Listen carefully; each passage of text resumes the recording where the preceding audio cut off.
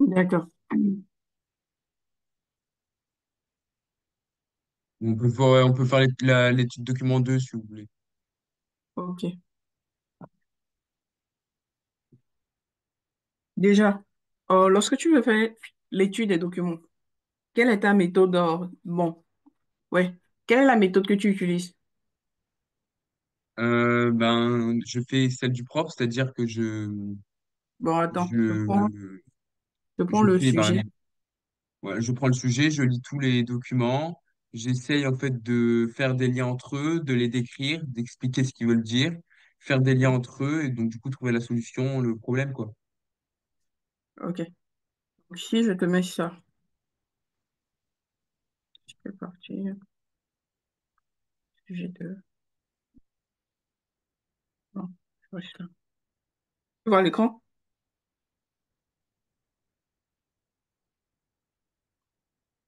Tu vois l'écran que je partage? Oui, oui, oui, c'est bon, merci. Ok, donc là, déjà pour commencer, tu es censé trouver une problématique à l'exercice. Oui, Est-ce que tu fais oui, ça? oui, oui. Mais c'est montrer que l'émergence des résistances aux insecticides chez le moustique au cours des dernières décennies repose sur des mécanismes de diversification de son génome. Donc là, quelle problématique toi tu te proposes à cet exercice? Ben, c'est ce qui est en gras là. Oui, mais là, la question c'est montrer que c'est la question qu'on te pose. Oui. Mais la problématique, au fait, c'est comme une question à laquelle tu dois répondre. La problématique, au fait, pour toi, ce serait comme une question que tu dois répondre. Tu veux toujours prendre? Ok. Ben, la question, ça peut être quels sont les mécanismes qui permettent une diversification du génome? Ouais, là encore, ça passe.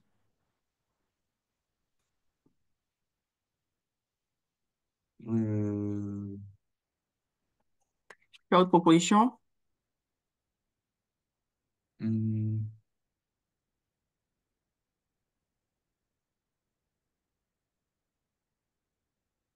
Comment les mécanismes de diversification du génome du moustique permet l'émergence des résistances aux insecticides? Voilà, c'est encore plus mieux. C'est mieux là, comme ça? Oui, ça c'est encore plus mieux. Là, au fait, tu vois, puisque la problématique que tu mettras au début, à la fin, lorsque tu voudras faire la synthèse répond à Mhm. la problématique. Tu es d'accord avec moi? Oui, Voilà. Donc, du moment où tu fais une problématique qui t'arrange, une problématique qui est un peu plus claire, c'est fini. À la fin, lorsque toi, tu finiras d'exploiter tous tes documents et que tu seras presque à la fin, tu iras très rapidement. Tu te diras ok, directement, la question a été comment les mécanismes, et puis tu finis. Et à la fin, maintenant, lors de la synthèse, tu auras juste à regrouper les différentes déductions de chaque document que tu mettras ensemble oui. et tu as directement la réponse à ta problématique. Hmm, Voilà. Donc, je te laisse lire l'exercice d'abord, avant ok. qu'on ne continue.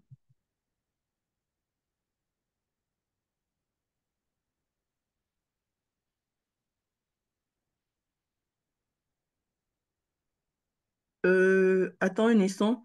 Déjà, tu as parlé de la difficulté de Oui, faire l'exploitation, c'est ça, hein? ben, oui, oui, c'est ça. Déjà, comme on le disait tout à l'heure, la première des choses à faire, c'est identifier la problématique qui est très Oui, souvent sous forme de question. oui, Après, maintenant, lorsque tu identifies la problématique, le mieux, en fait, ce serait de regarder les mots-clés. Si on te oui, dit d'expliquer, de justifier, d'interpréter, de comparer ou de montrer. Là, on te dit carrément de montrer. Donc ici, tu es d'accord avec moi que tu es censé montrer quelque chose. oui. Ce sont les informations, en fait, sont déjà là. On te demande Hmm, juste de prendre les informations et de montrer que voilà, c'est ça qui est ça, au fait. Tu vois? On ne te demande oui, pas de trop chercher. oui, C'est pas une affaire de justifier ou bien de comment. Non. Tout est là. On te dit montre simplement. Donc, tu es censé bien regarder et avec ça, tu trouveras au fait ce que tu cherches. Après avoir ok, repéré les mots-clés, ok. l'essentiel, ce serait de regarder, Du d'aller coup, au cœur du sujet. Tu dis, ok, ok. l'essentiel, après avoir identifié les mots-clés, ce serait au fait d'aller au cœur du sujet. Quand je dis aller au cœur du sujet, c'est, genre, tu essaies de lire. Déjà, lorsqu'on te donne un exercice, tu relis l'exercice en entier. Tu lis du début jusqu'à la fin avant de commencer par le traiter. Là, en fait, Mhm. tu sauras que, ouais, je sais de quoi il s'agit. Et puis, je sais ce qu'on me demande. Et avec ça, tu fais le Ok, rapport avec ton cours. Déjà, là, toi, tu ok. entends diversification des génomes. Tu vois, en bas, il y a acétylcholine. Tu dois déjà faire un rapport avec ça et ton cours. On est d'accord. C'est Oui. comme si lorsqu'on te parle d'acétylcholine, tu es bleu dedans, non? Tu vois que c'est Oui. carrément la partie de transmission synaptique. Mm. Donc, directement, là, tu te dis, voilà, est-ce que je connais mon cours? Et tu essaies de faire rapidement un résumé de ton cours dans ta tête. Et arriver maintenant sur chaque document, lors de l'exploitation, tu verras que ça ira très rapidement. Lorsqu'on te parle de l'acétylcholine, tu es d'accord avec moi que c'est ce qui Oui, est oui. libéré par exocytose. Oui, oui. Directement, tu fais le lien avec tout ça et tu verras que ça ira très vite. Maintenant, Ok. l'observation. Pour faire l'observation, il faut déterminer le type de document dont il s'agit. Tu sais qu'il y a les documents tests, les documents graphes, euh, les documents tableaux, euh, les photos, les Ouais. schémas, les Ouais. courbes, oui, Ouais, ouais. graphiques, tableaux, tests, photos, schémas et courbes. Tu es d'accord avec Oui. moi qu'il y a plusieurs. Oui, oui. Donc là, maintenant, ce sera à toi de regarder. Dans le document, je suis face à quel type? Je suis face à quel type de document? Ouais, ouais. Lorsque tu identifies maintenant le type du document, après maintenant, tu fais l'observation. Ici, si tu regardes, donc c'est à deux parties. Il y a la partie test et puis il y a la partie image. Oui.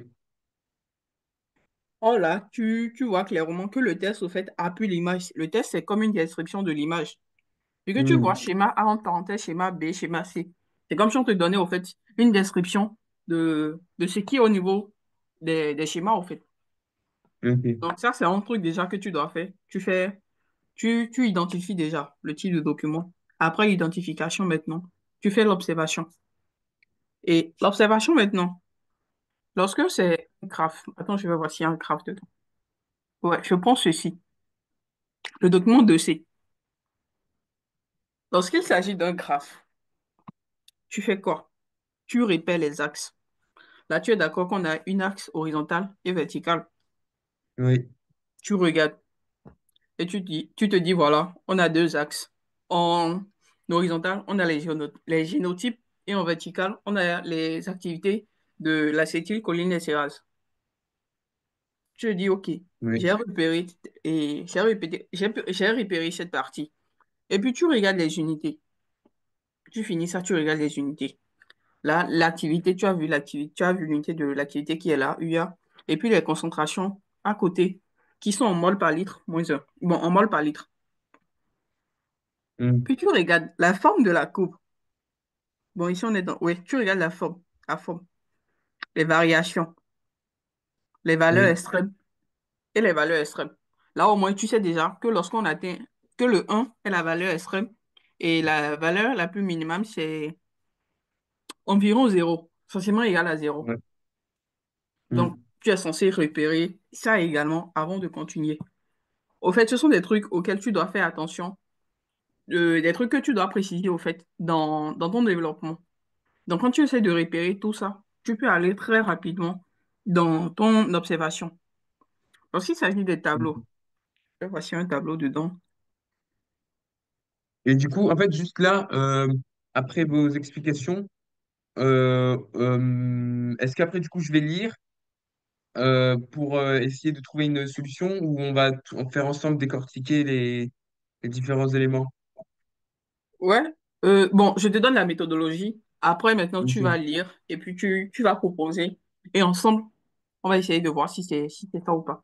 Ok, parce que, en fait, moi, mon objectif, c'est de faire le plus d'études de documents possible, en fait. Parce que, du coup, Oui, comme les documents sont un peu similaires, oui, essayer, en fait, ben, du coup, de voir le plus de possibilités possibles et voilà. Parce qu'en soi, en fait, la méthodologie, je la sais à peu près. C'est vraiment parfois comprendre et faire le lien entre les documents qui me pose problème. Ok, d'accord. Donc là, alors, on va directement attaquer les 6-2, si c'est ça. Ouais, bon, là, vous êtes sur géologie. Là, ce serait bien de faire génétique. Génétique. Voilà, ici. Parce que ça m'a l'air bien compliqué et justement, plus c'est compliqué, mieux c'est et voilà. Je te laisse lire alors. Ok.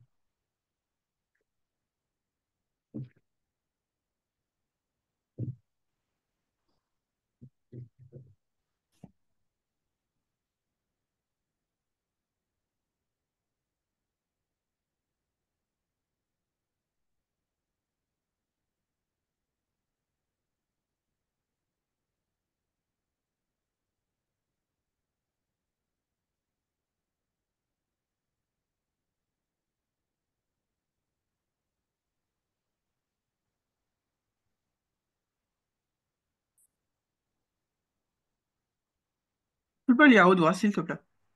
Oui. Effet des insecticides organophosphorés chez moustiques Culex pipiens. L'acétylcholine est un neurotransmetteur permettant le passage du message nerveux au niveau de certaines synapses. L'acétylcholine est rapidement dégradée dans l'espace synaptique par une enzyme, l'acétylcholinérase. Euh, Polynestérase. depuis, depuis une soixantaine d'années, dans les régions infestées par les moustiques, on utilise des insecticides organophosphorés de puissantes neurotoxines inhibitrices de l'acétylcholinérase. Polynestérase. Ah oui, pardon, acétylcholinestérase, pardon. Ouais. Du coup, moi, ce que je comprends, c'est du coup en temps normal, sans insecticide, donc il y a la libération en fait d'acétylcholine. Oui. Et donc en fait, je comprends pas trop l'action de. En fait, on est d'accord que l'insecticide, il permet en fait la séparation entre l'acétylcholine et l'acétylcholinesterase. Oui. On te dit, Ok. l'acétylcholine est un neurotransmetteur permettant le passage du message nerveux au niveau de certaines synapses. L'acétylcholine est rapidement dégradée dans l'espace synaptique par une enzyme acétylcholinésterase. Déjà à ce Oui, niveau, tu es d'accord avec moi que la dégradation de l'acétylcholine est faite par l'acétylcholinésterase. oui, OK. Et puis on dit, depuis une soixantaine d'années, dans les régions infectées par les moustiques, on utilise des insecticides organophosphorés de puissance neurotoxique, inhibitrice de l'acétylcholinésterase. Donc déjà, avec ce oui. test, toi, tu comprends quoi en fait? Déjà, Ben, tu rappelles. moi, je comprends qu'en temps normal, l'acétylcholine, donc qui est libérée, est dégradée par l'acétylcholinestérase. Et en Exactement. fait, pour lutter contre le moustique, on utilise en fait des neurotoxines qui annulent l'effet de l'acétylcholinestérase. Et donc, bah, du coup, c'est ce qui est en fait symbolisé par la croix, par le rond avec la croix. Et donc, du coup, Mhm. en fait, ça empêche, il me semble, hein, le contact entre l'acétylcholine et l'enzyme acétylcholinestérase. Et donc, bah, du coup, ça ne permet pas, en fait, à l'acétylcholine d'aller sur le récepteur. Exactement. Donc, pour faire simple, Ok. ils t'ont au fait montré que les insecticides organophosphorés bloquent l'enzyme acétylcholinestérase, ce Ouais. qui normalement dégrade l'acétylcholine au niveau des synapses. C'est tout. C'est tout ce que ce document-là te permet au fait de dire. Que Ok. les insecticides euh, organophosphorés bloquent l'enzyme acétylcholinestérase qui normalement dégrade l'acétylcholine au niveau des synapses. Oui. Donc là, comme déduction, tu peux faire quoi? Déjà, pour chaque document, tu fais observation et petite déduction. Bah, pour le document 1, donc, on voit donc que ben, l'insecticide organophosphoré ne permet pas la dégradation de l'acétylcholine et donc, du coup, ne permet pas à l'acétylcholine d'aller dans son récepteur. Disons que là, tu es toujours dans la partie observation. Au fait, pour chaque Ah, document, tu dois faire observation, déduction. Là, tu as dit on remarque, on voit que c'est ce que tu as Ouais, vu. Mais si tu dois faire un rapport avec les notions de cours, par exemple, que tu as pris, ou bien avec la problématique. Déjà, la problématique, tu as dit comme la problématique. Tu as proposé une problématique tout à l'heure. oui. J'avais dit, euh, euh, Bon, moi, je dirais simplement comment l'émergence de résistance aux insecticides chez le moustique au cours des dernières décennies repose sur des mécanismes de diversification de son génome. hmm, Tu augmentes simplement un comment au niveau de montrer que tu mets comment l'émergence de résistance, c'est tout. Donc là maintenant, au niveau de la déduction du premier document, tu fais juste le rapport. Tu es d'accord avec moi quand on a dit que l'acétylcholine est censée aller au niveau de la synapse oui, et les insecticides empêchent, bloquent l'action de l'enzyme acétylcholinésterase qui est censée l'aider oui. à se dégrader. Donc comme déduction simplement, tu pourrais dire que sans la dégradation de l'acétylcholine, la transmission est perturbée. Puisque Ah, le chemin, j'ai pas très bien entendu, ça a coupé en fait. tu pourrais simplement dire que sans la dégradation de l'acétylcholine, la transmission nerveuse est perturbée. Tu es d'accord avec Ah moi? oui, ouais, La transmission normale, c'est que l'acétylcholine se dégrade. Tu es d'accord avec moi ou pas? oui, oui, c'est vrai. Voilà. Donc là, simplement, comme petite déduction déjà, pour le document 1, tu peux dire que sans dégradation de l'acétylcholine, la transmission nerveuse est perturbée. Oui, Euh, un instant. Je sais pas trop, tu prends note ou c'est bon, on peut le faire oralement comme ça. oui, oui, c'est bon. En fait, je prends note pour après m'entraîner plus tard en fait. Ok, Parce que d'accord. bah, du coup, là, en fait, justement, vous avez vu le problème, c'est que je comprends les documents, mais en fait, j'ai parfois du mal en fait voilà, à faire le lien justement en fait avec avec le sujet. Ok. C'est un exemple typique en fait, justement, parce que je comprends, par exemple, là, le, le, l'effet en fait de l'insecticide, mais j'ai pas fait le lien en fait avec le message nerveux, par exemple. Ouais. Oh, c'est un truc qu'il faudrait en fait que tu fasses à chaque fois. Là, Ouais, tu sais que voilà, c'est ça. tu as fait un C'est pour ça que cours. je note. Ok. Là, tu es censé avoir fait un cours sur la transmission synaptique et tu connais le Oui, mécanisme. oui, oui. Bon, après, Ouais. là, c'est pas au programme du bac blanc. Donc, j'avoue que j'ai un peu mis de côté, mais oui, pour le bac, oui, oui. Ok, d'accord. Donc là, c'est bon.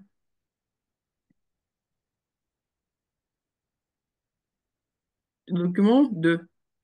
Ouais. Tu peux lire. Donc, l'acétylcholinésterase des moustiques et ses allèles. Document 2A. Extrait des séquences de deux allèles du gène ACE1 codant pour l'acétylcholinestérase. Donc, ACE1S sauvage. Donc, on voit donc du coup la séquence d'allèles. Et après, l'ACE1R, allèle porté par certaines souches de moustiques.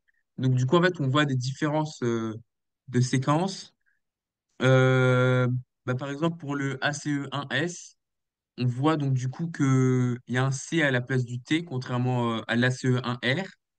Et pour l'ACE1S aussi, il y a GGC, et au lieu du G, il y a un A, Comment on appelle ça? un nucléotide, Oui, mais la modification qui a lieu là, ça s'appelle comment? Le nom. un allèle Oui, les allèles ont été mutation, ça modifié. te parle ou pas? Ouais, mutation, une mutation, ouais. Voilà. Donc Ils ont là, au été fait, tu dois mutés. parler de la mutation. Lorsque tu Oui. vois lorsque tu vois qu'il y a des différences au niveau des allèles comme ça, au niveau du gène, tu parleras directement de la mutation. Donc en gros, ici, le document de A présente l'allèle ACE1. Le S, c'est l'allèle sauvage et le R, c'est l'allèle résistant qui est porté Oui. par certaines souches de moustiques. Donc là, tu Mmh. diras simplement qu'il y a mutation dans la séquence, oui, dans la séquence codant l'enzyme par rapport, l'enzyme de l'allèle ACE1S par rapport à celle de l'allèle ACE1R. Ok. Si tu veux, tu mets les chiffres. C'est toujours bon de mettre les chiffres. Ouais, ouais. Ok. Ouais. Donc, tu comptes juste. Là, c'est le 111. Tu fais juste 3 et tu tomberas sur la suite. Et tu diras, voilà, au niveau de tel, au niveau, oui, du, du numéro de tel codon, on a des mutations où le A été changé par le T au niveau de ACE1R. Et de l'autre côté, au niveau de tel numéro, le G a été changé par A au niveau de Ok. ACE1R. Ah ouais, j'ai compris. Ouais. Donc là, comme petite déduction, tu peux faire quoi? Tu peux dire quoi? Mais du coup, il y a une mutation, en fait. Donc, en fait, il y a une mutation pour l'allèle porté par les moustiques résistants. Voilà, à cause du coup du produit. Voilà.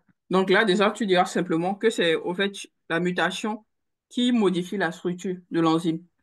Alors, si on Oui, doit revenir au niveau de la problématique,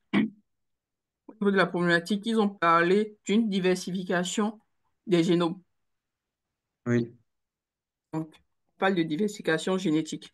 Donc déjà là, au fait, Oui, tu peux déjà dire que voilà, n'ont pas, euh, ils n'ont pas le même génome parce qu'il y a mutation. Donc déjà là, on oui, peut déjà conclure que voilà, c'est la mutation. Oui, le mécanisme de diversification génétique est dû au fait à la mutation. oui. Voilà, donc là, tu as déjà une partie également de la réponse à Ah ta ouais, problématique. j'ai la réponse. Oui. Voilà. Ouais. Donc, le document 2B. Structure 3D des acétylcholinestérases et zoom sur le site catalytique d'une part de celle codée par ACES et d'autre part de celle codée par l'ACE1R. Les numéros correspondent à la position des acides aminés dans la protéine. Euh, Là, au niveau déjà du titre, on te montre qu'il y a le ACE1S et le ACE1R. Déjà là, tu peux oui, déjà passer par comparaison. Puisque tu sais que le S, c'est le sauvage et le R, c'est le résistant porté par oui. certaines moustiques. Donc, ce que tu auras à faire, c'est de regarder simplement les deux et de faire une comparaison. Hmm. Donc là, toi, tu peux dire quoi? Ben, en fait, là, la seule comparaison qu'on peut faire, c'est par rapport au 119, là. Et ben, il y a de la glycine pour le sauvage. Et pour le résistant, c'est de la sérine.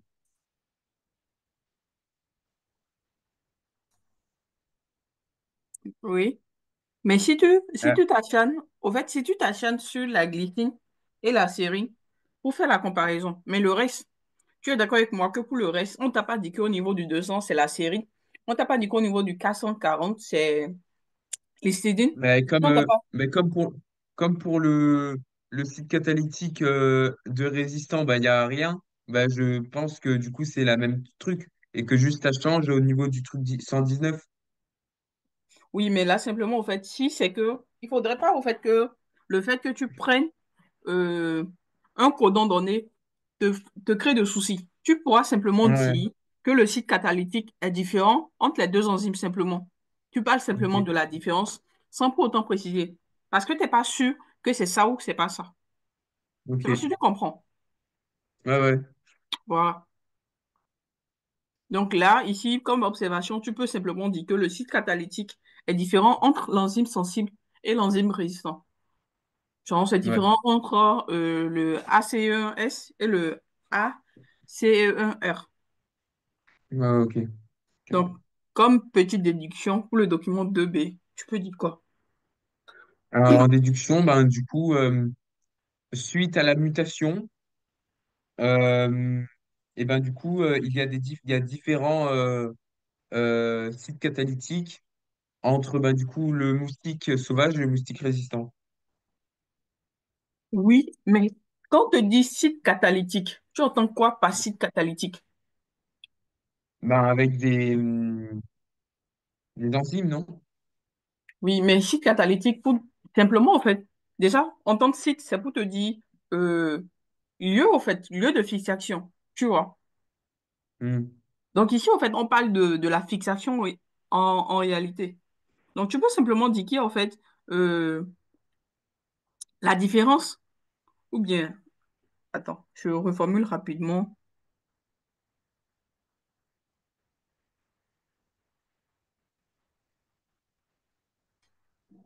Ouais, tu peux dire ici que la différence structurelle empêche l'insecticide de se fixer sur la forme R. Toujours sur la forme S, on est d'accord que c'est la forme normale. Ouais, Tu es d'accord avec moi que la forme R, c'est la forme S, c'est la forme normale. Au niveau de la forme oui, S, lorsque c'est normal, on voit qu'il y a fixation de l'acétylcholine et puis après, il y a la transmission qui se passe correctement. hmm. Mais lorsqu'il y a un insecticide, on n'a plus fixation puisque l'acétylcholinestérase est bloquée. Si je viens à ce Mais, niveau, tu vois de quoi je parle ou mais pas? là, il écrit R résistante. Et on voit que c'est collé. Et pour le S sauvage, on voit que c'est pas collé. Donc, en fait, je comprends pas trop. J'arrive pas à comprendre, en fait. Ici, ici, tu parles J'ai de du ça. mal à vous entendre. Allô? Allô? Allô? Tu me reçois?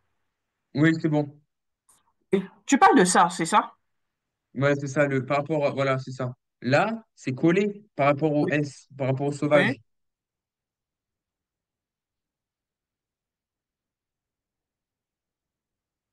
Déjà là, tu verras que ici, on a la glycine et la sérine. Tu fais la chimie ou pas? Oui, Tu fais la chimie.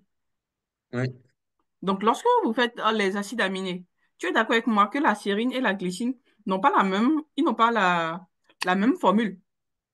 oui, Voilà. Donc, déjà que ici, on a la glycine et ici, on a la sérine, ça peut pas être au fait les mêmes. oui, oui. Ok, Voilà pourquoi déjà, on a parlé de différence de sites catalytiques.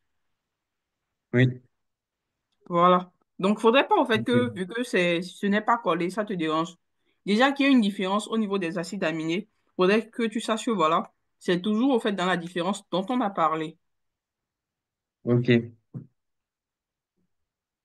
Si je reviens au niveau du document 1, si on prend la transmission synaptique, l'acétylcholine est censée se fixer à ce niveau.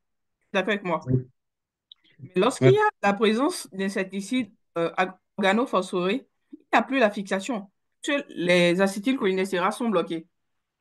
oui, Donc, ici, par exemple, tu peux déjà dire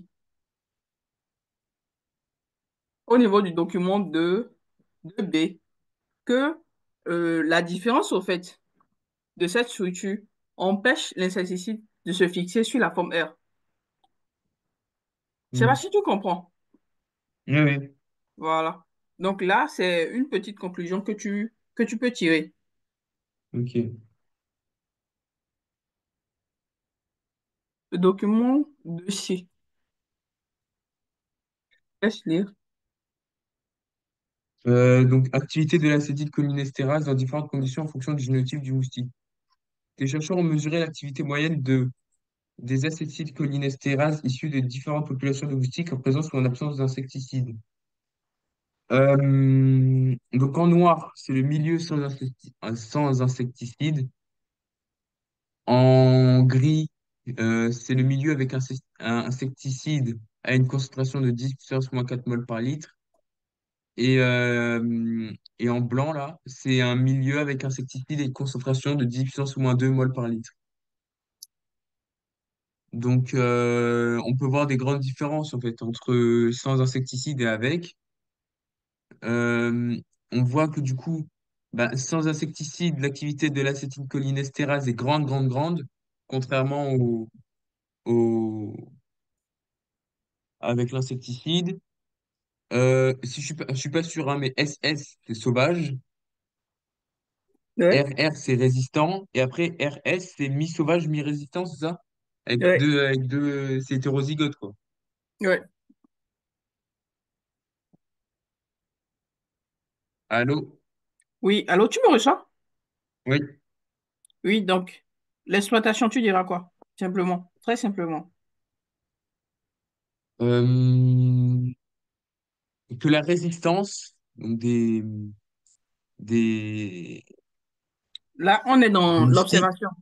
On est dans Oui, ah bah l'exfoliation. oui.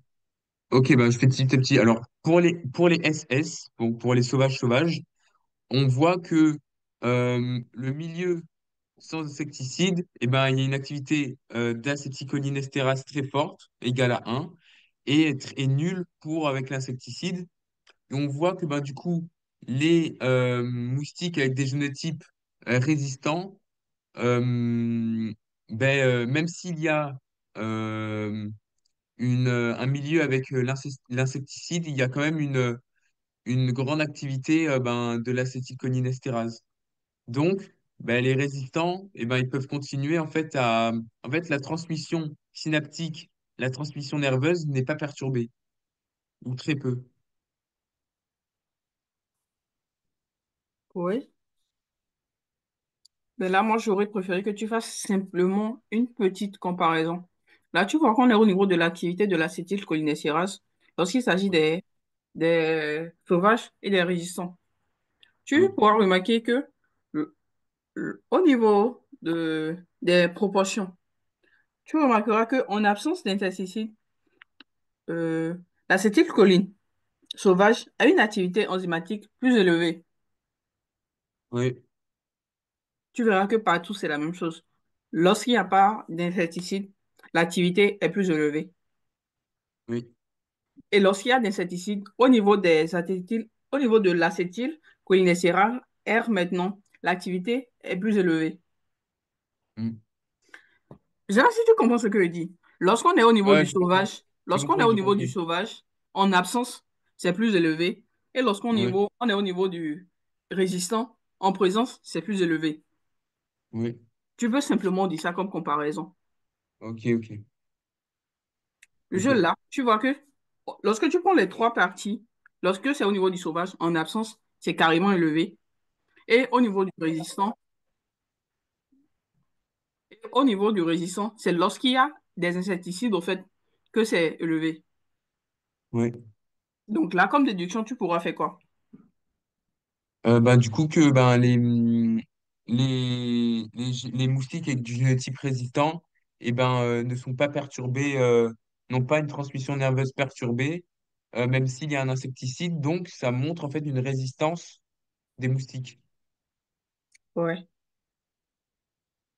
Donc là, l'allèle résistant, au fait, est plus avantageux lorsqu'il y a la Ouais. présence d'insecticides. Oui, oui.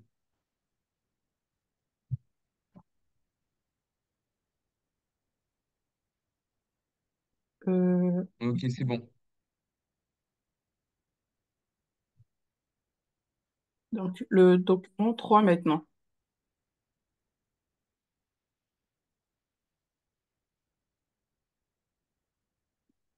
Alors, Document 3.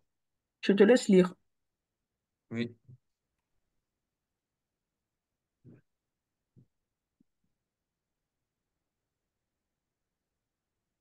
Amplification des estérases chez certaines souches de moustiques Culex pipiens. En plus de l'acétylcholinestérase, les moustiques produisent naturellement des enzymes appelées estérases qui hydrolysent des liaisons chimiques esters, notamment celles des molécules insecticides organophosphorées, les rendant inactives. Il existe chez, il existe chez Culex deux sortes d'estérases A et B, codées respectivement par les gènes ES3, ES2. Ces deux gènes sont très proches dans le génome et forment le superlocus ester. Alors, faut que je relise parce que je j'ai pas très bien compris.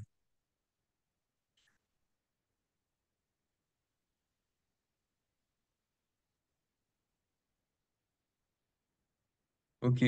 Donc en fait, là, le texte nous fait comprendre que les moustiques créent naturellement des enzymes euh, qui hydrolysent, donc cassent les liaisons des molécules d'insecticides et les rend inactives.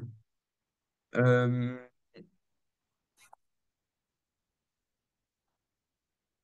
et donc du coup, bah, c'est tout ce que j'ai compris là. Après les calculs et les autres images, j'ai pas très bien compris. Donc, au niveau des images, au fait, on te dit nombre de copies de gènes d'estérase Oui, S3, S2, source de...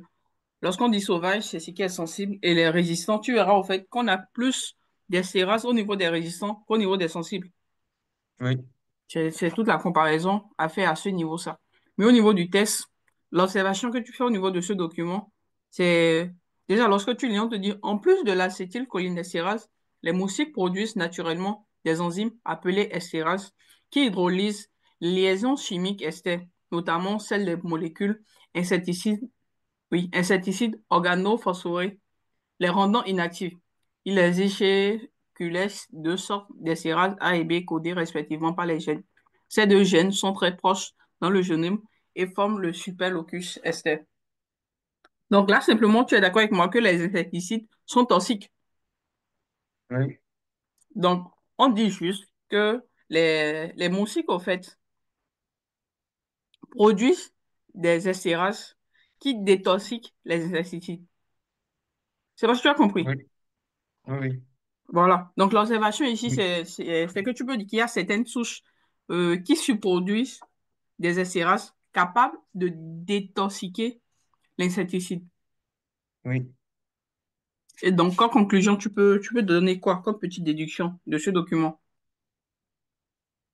Mais du coup, plus les moustiques sont résistants, plus il y a la fabrication d'estérase qui détoxifie l'insecticide. Exactement.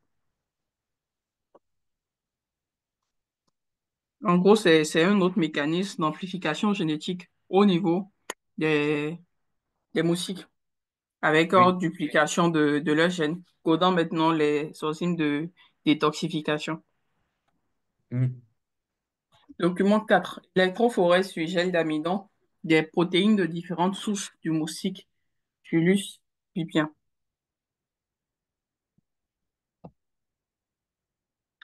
Tu peux lire. Une équipe de recherche s'est intéressée aux estérases produites par les moustiques. Chaque flèche correspond à un dépôt d'extrait protéique issu d'un moustique d'une souche particulière. La superficie des tâches est proportionnelle à la concentration des protéines. Donc, tu vois quoi? Au niveau des images.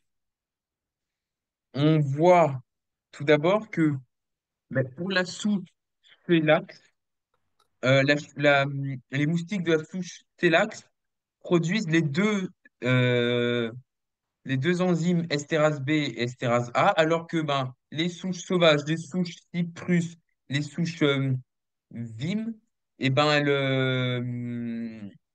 en fait, elles ne produisent pas d'estérase A.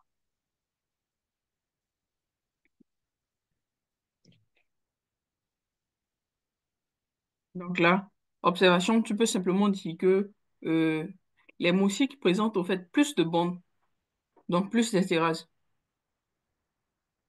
C'est ce Oui, mais que le schéma. c'est que la souche Thélax qui crée l'estérase A, donc il y a forcément quelque chose, non?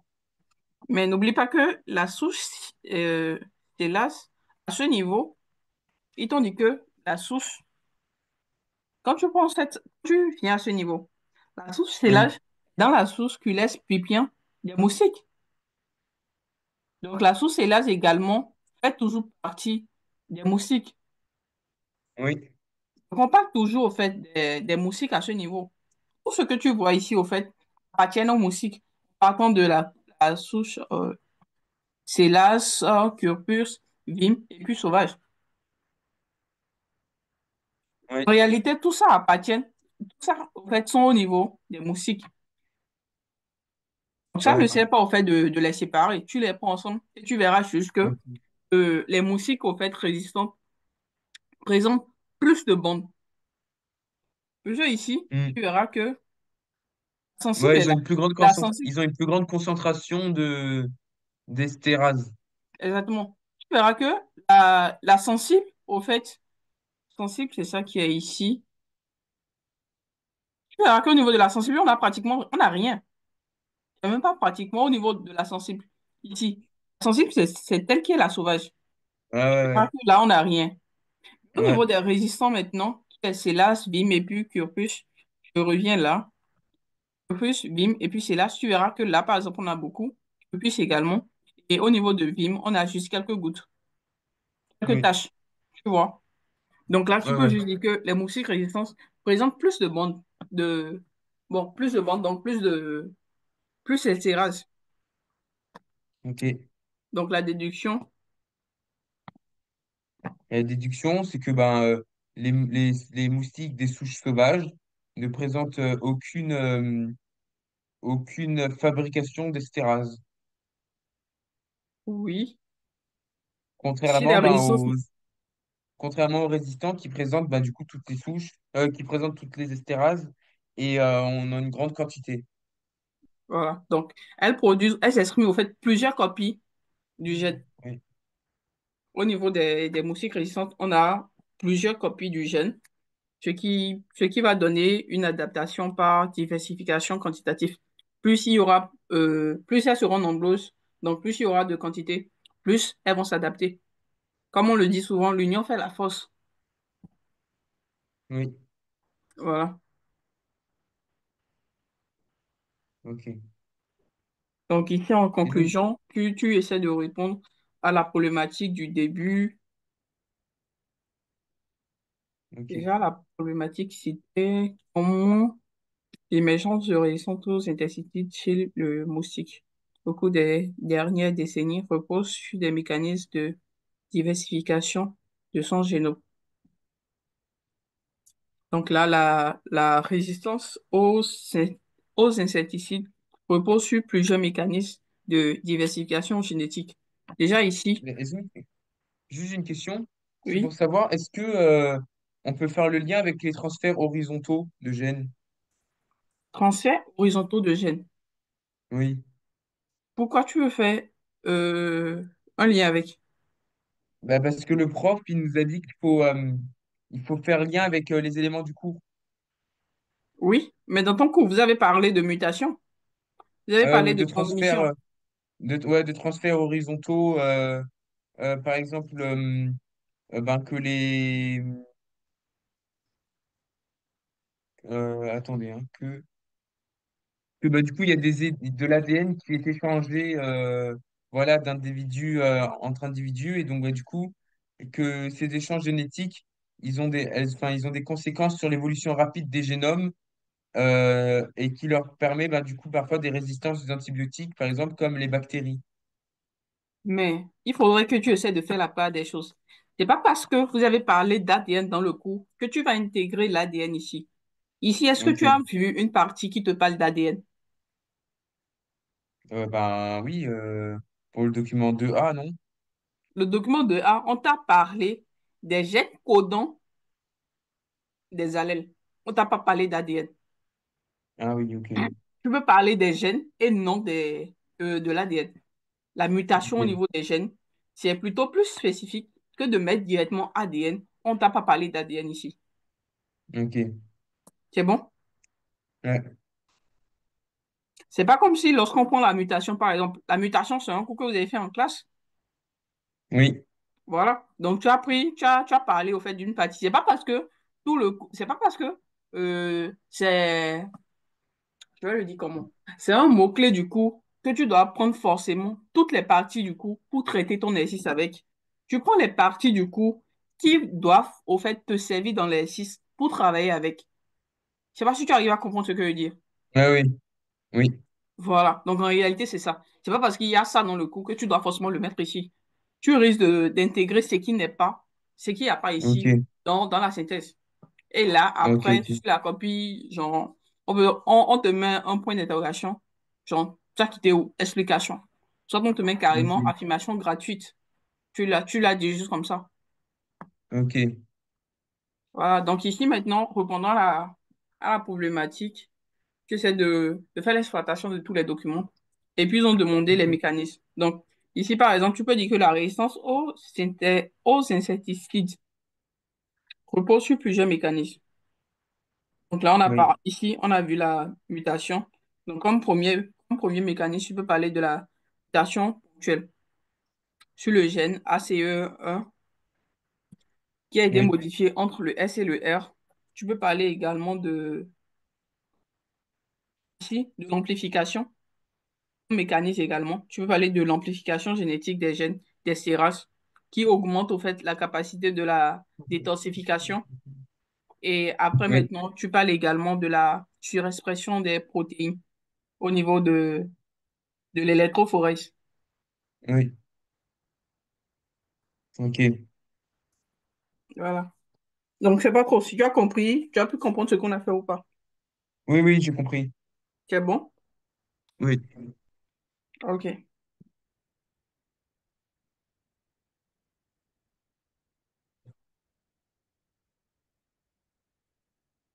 Euh, la géologie, tu as dit que tu voulais pas faire, hein, c'est ça? Hein? Non, non, géologie, je vais faire que génétique. OK. Et du coup, ben, si c'est possible de faire du coup un autre sujet au hasard que j'ai envoyé sur WhatsApp. Ouais, je suis en train de chercher. Ok. On a fait le sujet 2, je vais sur le sujet 1, voir.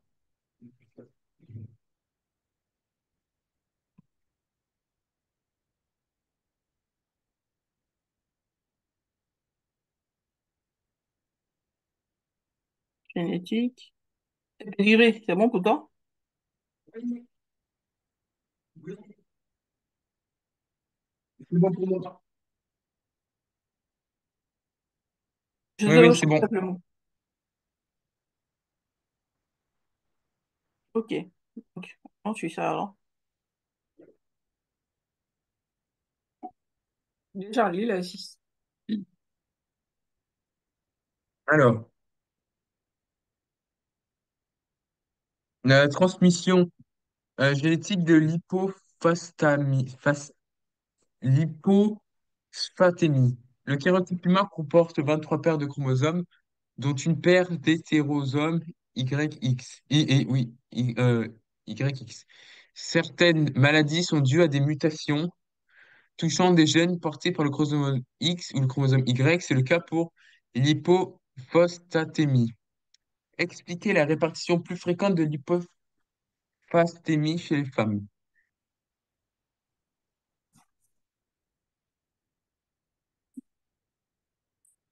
Expliquer la Voilà. répartition plus fréquente de L'hy- l'hypophosphatémie chez les femmes. Oui. Déjà, la problématique que toi tu proposes, c'est laquelle? Pourquoi l'hypophosphatémie est plus fréquente chez les femmes? Oui, pourquoi pas? Voilà. Vous organisez votre réponse sur une image de votre chat. Document 1. Arbre généalogique d'une famille dont certains sujets sont atteints d'une maladie héréditaire, hypophosphatémie, liée au chromosome X. Là, tu peux lire. Plusieurs personnes de cette famille sont atteintes d'hypophosphatémie. Cette maladie est liée au chromosome X et due à une mutation de la séquence du gène FEX situé sur le locus XQ22.2, écodant pour une protéine régulant la réabsorption du phosphate par les reins. La mutation du gène FEX empêche la protéine incorrectement codée de jouer son rôle de régulation. Déjà, lorsque tu prends un pédigré, ici, à ce niveau, la maladie est récessive ou dominante? Oula. Alors, attendez, hein,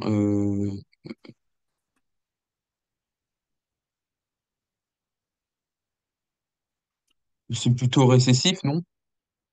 Pourquoi tu dis récessif? Parce que ben, pour donc, la génération 2 Oui. sur ben, 4 enfants qu'ils ont fait, donc l'individu 2, l'individu 3, l'individu 4 et l'individu 6, il n'y en a que 2 en fait qui sont atteints. Mhm. Et en plus, c'est des femmes. Et, euh, et donc, bah, du coup, oui, à mon avis, je sais pas.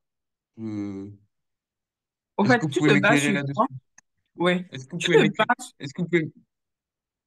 Oui, oui, je te reçois. Au fait, ce que je Est-ce que... demande, c'est. Je vais t'éclairer, t'inquiète pas. Ce que je demande, c'est Ok. généralement, lorsque tu prends un pédigré, tu te bases sur quoi pour dire que la maladie est récessive ou que c'est dominante? Euh, je sais pas. Ok, un instant.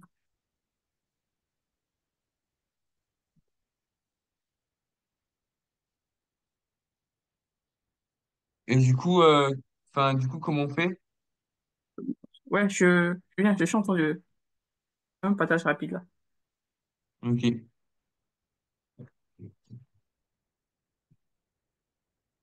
Déjà, sur ce pédigré, tu verras que lorsqu'il y a chaque parent malade a un enfant malade, ou bien chaque enfant malade Oui, a un parent malade. Ouais, je oui, dirais plutôt ça. Chaque enfant malade a un parent malade. oui, Donc directement, tu te dis la maladie est dominante. oui. Voilà. Ok. Et donc là, du coup, comme sur quatre enfants, il y en a que deux qui sont touchés, et ben la maladie est récessive. Non, ce n'est pas plutôt ça. Tu regardes. Est-ce que lorsqu'il y a un enfant malade, il y a un des parents qui est malade? Du moment où tu vois Oui. qu'il y a un parent malade, qu'il y a un enfant malade, c'est fini. La maladie est dominante. Déjà qu'il y a un des parents qui est malade, c'est que la maladie est dominante. Ok. En fait, tu n'as pas Ok. compté le nombre d'enfants malades. Non. Tu regardes. Est-ce que lorsque tu prends le grand 2, il y a le grand de 2 et le grand de 6 qui sont malades? Mais est-ce que le couple grand, au niveau du grand un, il y a un parent qui est malade? Du moment où tu dis oui, c'est fini. Ok. C'est que la maladie est Ok. dominante. Donc ça veut dire que euh, tant qu'il y a un enfant qui est touché, ça veut dire que c'est dominant. Non. Tant qu'il y a un parent qui est malade, Ok. est touché, Quand il y a un parent malade et qu'il y a un enfant malade, c'est que c'est dominant. exactement. Mais alors, du coup, comment ça se fait que, par exemple, les individus 3, 4 ne sont pas touchés? Mais ce ne sont pas les deux parents qui sont malades. Ok, donc ça veut dire que l'individu 2 et l'individu 6 ont pris, enfin, ont pris donc l'information génétique du père, en fait. Bien d'accord. Déjà, l'individu 2, je te pose la question, l'individu 2 et l'individu 6, ce sont des filles ou des garçons? Ce sont des filles, Ce sont des filles. Mais l'individu 1, 3, 4, 5, ce sont des filles ou des garçons? ce sont des garçons. OK. Les garçons, c'est quoi le génotype des garçons? Par rapport au sexe, par rapport au chromosome du sexe, c'est XX. Des garçons, je parle des garçons. Euh, Les garçons, oui, c'est XX, non? XY. Les garçons, c'est Ah ouais, XY. Et les filles, c'est XX. c'est XX. Ok. OK. Et tu es d'accord avec moi que le chromosome Y ne porte jamais la maladie. Oui, Le chromosome Y ne porte jamais la maladie. ok. Donc déjà, au niveau du couple 1, si tu regardes, c'est le père qui est Ouais, malade. ok. Ouais. Donc Mais alors, comment ça se fait du coup? Donc, ah oui, donc ça veut dire que son truc est porté par le chromosome X qu'il a. oui, exactement. Puisque la maladie Donc ne il peut avait qu'être... une chance, il avait une chance sur deux de tomber dessus. Exactement. Ah oui. Et donc du Et coup, là, elle a forcément transmis à ses filles. à ses filles qui ont deux Exact. X du coup. Oui. Or, Ok. le X, vu que la maladie est dominante et portée par X, déjà, il faudrait que tu gardes un truc en tête, c'est que lorsqu'il y a un père malade, c'est que toutes ses filles sont malades. Ok. Lorsqu'il y a un père malade, tu verras que toutes ses filles sont malades. Si tu regardes, c'est le cas entre le couple 1 et les enfants du grand 2. Le Ok. père est malade Mais du et toutes coup, les filles sont malades. en fait, comment ça se fait que les individus 3 et 4 donc de la génération 2 ne sont pas touchés? 3 et 4. Justement, c'est ce que Oui. je te dis. Lorsqu'il y a un garçon, lorsque le père est malade, toutes les filles sont malades. Puisque le père, il a le chromosome XY et la mère a Oui. XX. Si le père est malade, il transmet quoi au garçon? Tu es d'accord avec moi qui ne peut que transmettre le Y au garçon. Oui. Or, la maladie n'est pas portée par Y. Donc, s'il transmet Ok, Y au oui. garçon, c'est que forcément les garçons seront sains. Oui. Mais Mais du du coup, moment, oui, pour les filles, en fait, il y avait une chance sur deux qu'il l'attrape, non? Qu'elle l'attrape? au fait, lorsque Parce que du coup, la maladie est dominante, il y a plus d'une oui. chance sur deux. Forcément, la maladie va sortir à leur niveau. Vu que Ok. la maman là, On ne sait pas si c'est récessif ou si c'est dominant à son... On ne sait pas si elle a la maladie. Vu qu'elle n'est pas malade, c'est peut-être Ok, récessif. ok, ok. Or, le père, déjà qu'il a la maladie, il transmet le X qui apparaît directement chez ses filles. Oh, ok, Donc, quand tu prends un pédigré et tu regardes, lorsque le père est malade, toutes les filles sont malades. On prend l'exemple, ok. on prend l'exemple de... Où encore il y a le père malade? On prend l'exemple du couple du grand 3 entre le 5 et le 6. Oui, Tu toutes verras les que filles sont malades. toutes les filles sont malades, exactement. Et tu viens au niveau du 8 et le 9 également. Ils ont une La, seule fille. la seule La fille est fille est malade, malade. ouais.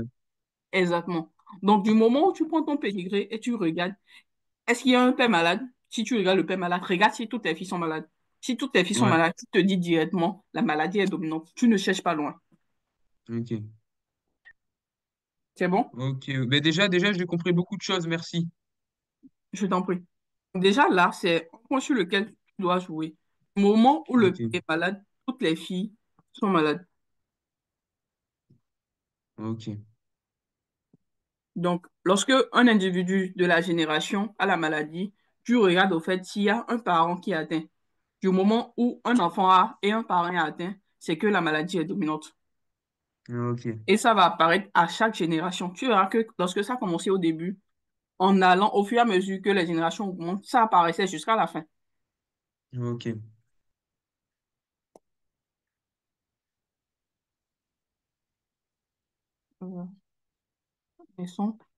Et donc, au cas où tu verras que ce n'est pas comme ça, c'est que la maladie est récessive. ok, Donc, la maladie est récessive, c'est quand tu vois que les deux parents sont sains et en bas, il y a un enfant malade. ok, Là, c'est ok, que le père ne peut pas transmettre ça. C'est que c'est au niveau de la mère que c'est récessif. Tu verras que la ok, maladie sera récessive et ce serait sûrement au niveau de la mère. ok, C'est bon? oui, Ok. Donc là, je te donne un petit résumé. Lorsque tu vois, genre, il y a quatre critères et puis, oui, quatre critères. Lorsqu'il y a présence à chaque génération, lorsqu'il y a un parent atteint, lorsqu'il y a un parent sain et le nombre de maladies dans la descendance. Donc, lorsque la maladie est dominante, tu verras que il y aura présence à chaque génération. Si ce n'est pas le cas, c'est que ok, la maladie est récessive. La maladie n'est pas dominante. ok, Lorsqu'il y a un parent atteint et que l'enfant est atteint, c'est que la maladie est dominante. ok, Lorsqu'il y a un parent qui est sain et un enfant qui est malade, c'est que la maladie est récessive. ok. Et lorsque le nombre de maladies dans la descendante, tu vois que c'est souvent 50% de probabilité, c'est que la maladie est dominante. Et lorsque c'est moins de ça, c'est que c'est récessif. Hmm, C'est tout. Si tu arrives à garder ça, je ok. pense que tu vas t'en sortir dans...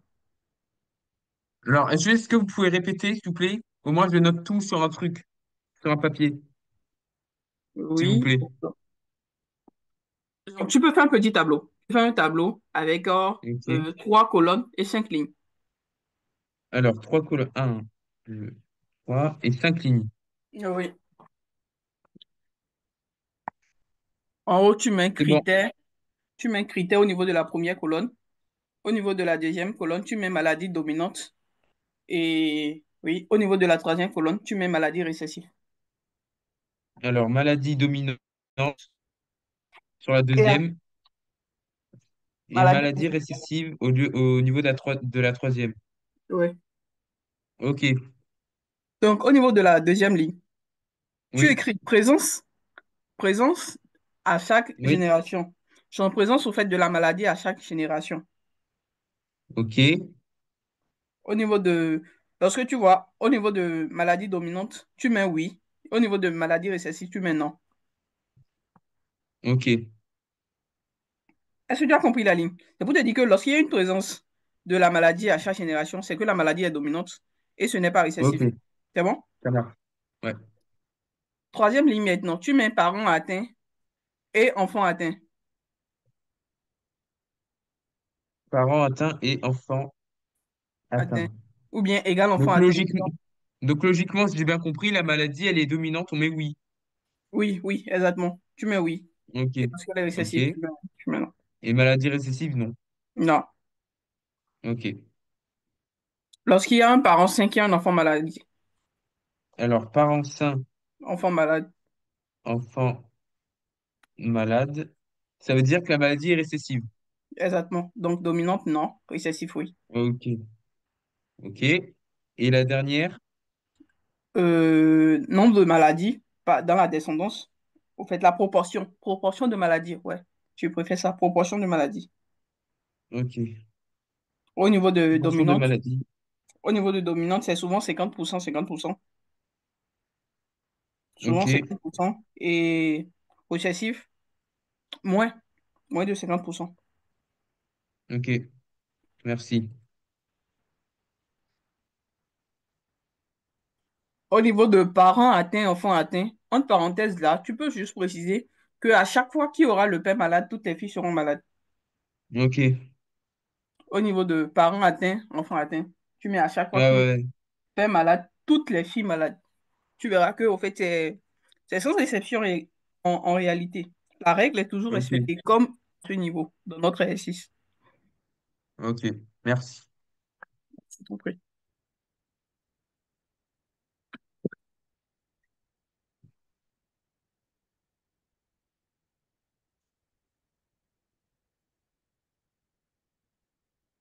Ok, donc du coup, le document 1, on comprend que c'est une maladie dominante qui touche, bah, du coup, que les filles.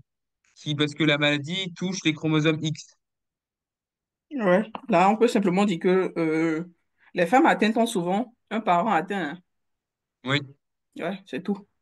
Il n'y a pas grand-chose Ok. à dire. Puis qu'on ne demande pas euh, comment je le dis, de faire l'exploitation Ouais, ouais, des du documents. pédigré. Oui. L'observation, c'est simplement que toutes les femmes atteintes ont souvent au moins un parent atteint. Hmm. C'est au niveau de la déduction maintenant, on pourra un peu donner de détails. Le sens c'est que les femmes ont deux chromosomes X.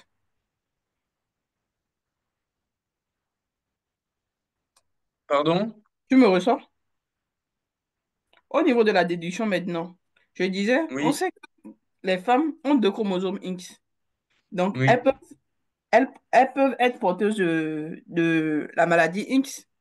Bon, de la oui, maladie, c'est quoi déjà? Atteinte d'un hypophosphatémie, d'une hypophosphatémie.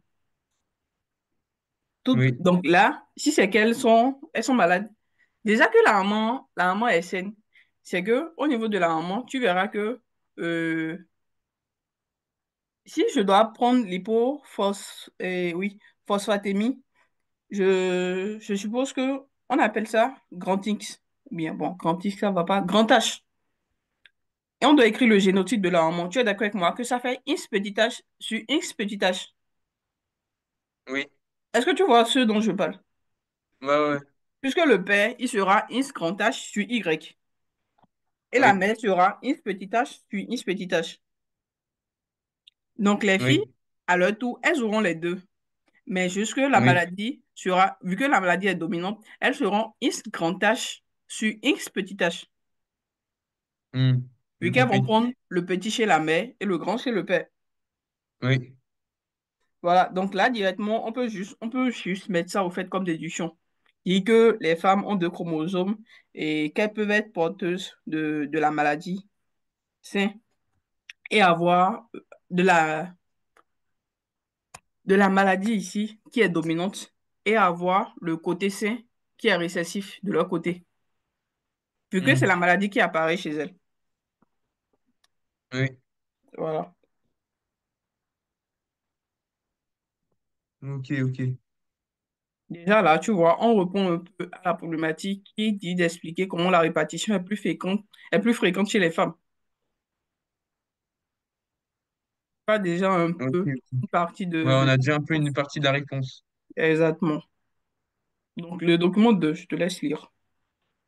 Carte du chromosome X. Le motif caractéristique des bandes sombres claires qui apparaît lorsqu'un chromosome est coloré avec une solution chimique puis examinée au microscope est utilisé pour décrire l'emplacement des gènes sur chaque chromosome. Le schéma ci-dessous présente la localisation de certains gènes sur le chromosome X. Donc du coup, bah, c'est intéressant parce que tout à l'heure, un peu plus haut dans le document, on avait vu. Attendez, hein, je vais essayer de remonter sur ma feuille. Euh, Est-ce que vous pouvez le remonter, s'il vous plaît? Déjà? Voilà. Que c'était le XQ 22.2. Oui. Et donc, du coup, ben, si vous descendez, donc XQ, il faut chercher XQ 22.2, voilà. Voilà, c'est ici. Mais du coup, maintenant qu'on a ça, je ne comprends pas en fait qu'est-ce que ça. Quel est l'intérêt de savoir ça?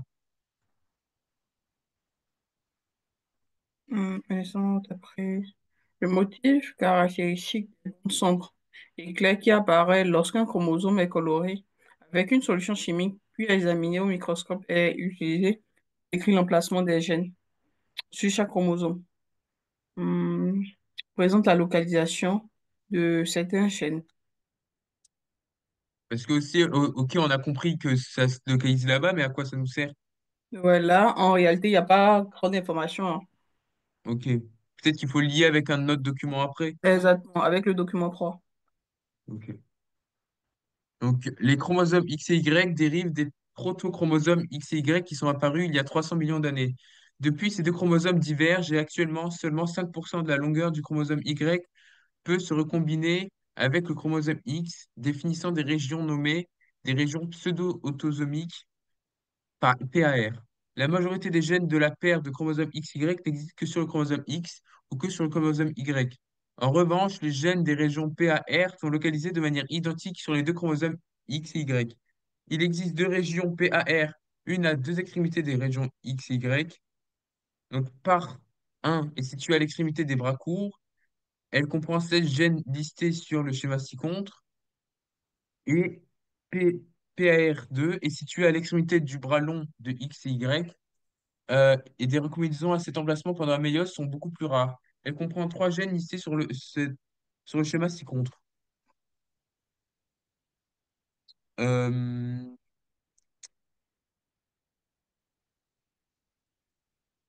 alors, laissez-moi réfléchir.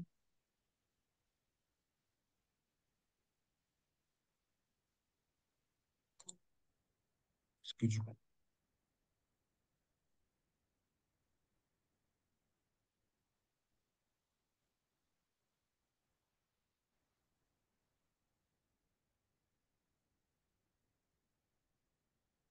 euh, du coup, on a vu que du coup, sur le chromosome X, le gène était situé un peu en bas du chromosome. Mhm. Et donc, du coup, comme il est en bas, il peut avoir en fait il peut avoir des recombinaisons possibles. Oui. Mais du coup, je comprends toujours pas l'intérêt de ça en fait. Déjà, au niveau du document 2, on nous montre la 4 du chromosome X. Donc ici, on peut simplement rester sur ça et dire que, euh, en réalité, le gène est situé sur le ISQ22.2, comme on nous l'a dit dans le document 1, et dit que Oui, ce gène n'existe pas au fait chez le chromosome Y. Vu que là, on ne nous a pas parlé du chromosome Y, c'est au fait pour nous montrer que c'est juste au niveau du chromosome X. Or, ok. en exploitant ce document, c'est que la maladie est portée par X, non pas Y. Tu es d'accord avec moi? Oui, mais du coup, pourquoi c'est pas sur la liste des par un? Euh, le XQ22.2, tu parles du XQ22.2. Pardon? Tu parles de quoi? Du gène, Ben, de ce qu'on a dit là, XQ22.2.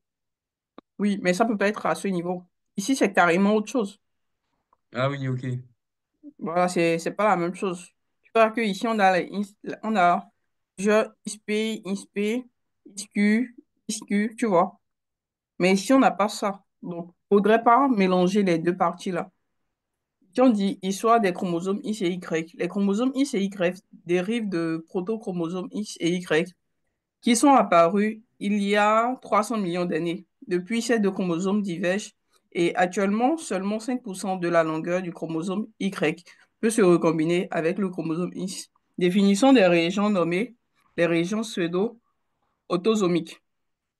La Ok. majorité des gènes de la paire de chromosomes XY n'existent que sur le chromosome X ou que sur le chromosome Y. En revanche, les gènes des régions pares sont localisés de manière identique sur les deux chromosomes. Il existe deux régions pares, une à chaque extrémité des chromosomes X et Y. Part 1 est située à l'extrémité du bras court.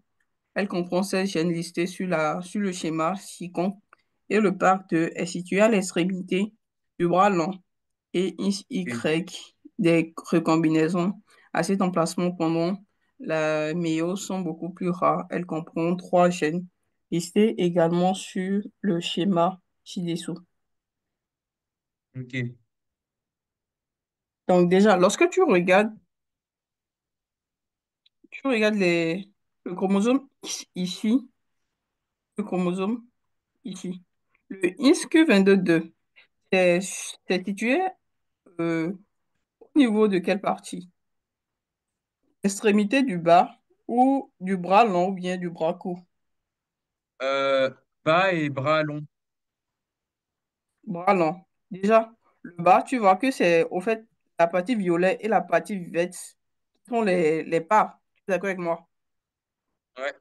Donc déjà, tu verras que le SQ2 est, est situé en dehors des parts.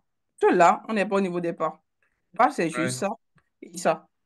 Donc déjà, avec Oui. le document 2, tu peux déjà dire que le gène FES qui est situé sur le locus ISQ2 est en réalité en dehors des régions parts. Je sais pas si tu comprends. Oui, oui, je comprends. Je sais même ici, on voit en bas, c'est le gène ISQ28 qui est situé au niveau de la région parts. Hmm. Voilà. Déjà là, c'est une première observation que tu peux faire. Et également rajouter que seulement 5% des chromosomes X et Y sont communs. Le reste est Ouais. spécifique à chacun. Donc, avec tout ce que le test a dit, c'est ce qu'on peut retenir au fait.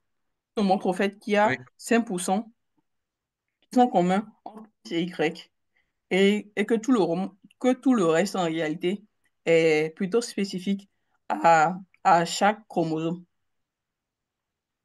Ok. Donc, comme déduction, là, c'est l'observation comme déduction. Bah, du coup, c'est que porté par le chromosome X.